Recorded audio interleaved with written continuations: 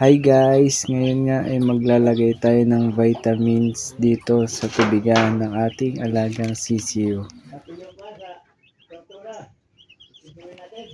So yan, apat nga pala ulit yung binili ko dahil yung nauna kong biniling apat nakain ng daga. Kaya ito gumawa ulit ako ng panibagong kulungan na mataas na siya para di na siya madaling maakyat ng mga daga. 4 days old na nga pala ang edad ng aking alagang sisiu. So ito palang vitamins na nabili ko, Electrogen D+, 16 pesos lang ang bili ko, 20 grams na siya.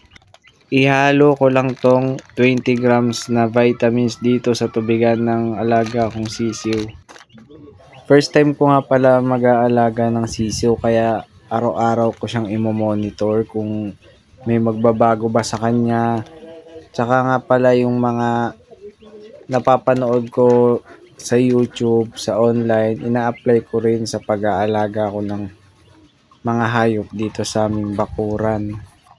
Pagkatapos natin ihalo dito yung vitamin sa tubig ng alaga nating sisiu, hahaluin lang natin to, tas pwede na ulit natin to ilagay doon sa kulungan nila.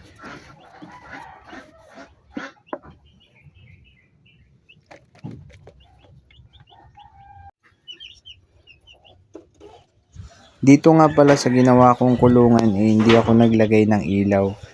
Naglagay lang ako ng masirin para magsilbing pampainit sa katawan nila.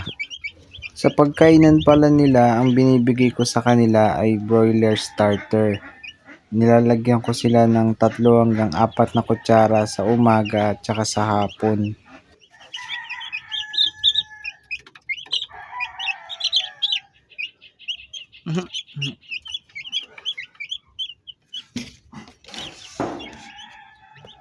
Magandang bigyan natin ng bitamina ang mga alaga nating sisiw para makaiwas sila sa sakit.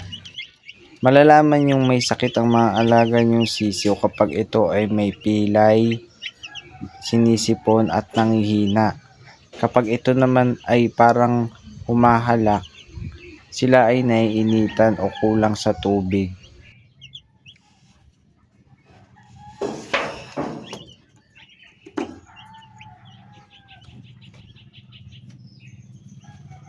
Ito nga pala yung ginawa kong kulungan ng sisiw ko.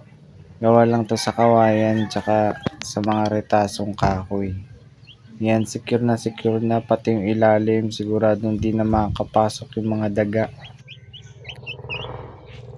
Sa mga bago pa lang dito sa aking channel, mag-subscribe na kayo at click nyo na rin ang notification bell.